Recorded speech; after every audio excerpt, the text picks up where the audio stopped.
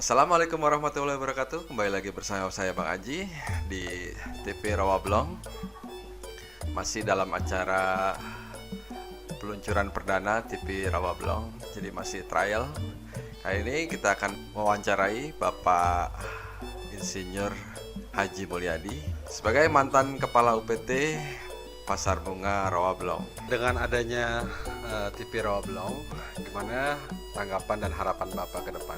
Dengan adanya TV Rawablong ini, saya mengharapkan semakin masyarakat semakin tahu persis bahwa keberadaan dari Pasar Bunga Rawablong ini.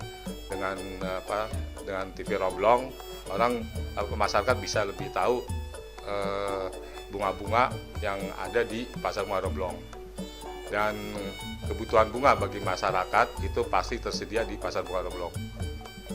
Dan mengenai harga juga bisa diinformasikan melalui TV Rawablong.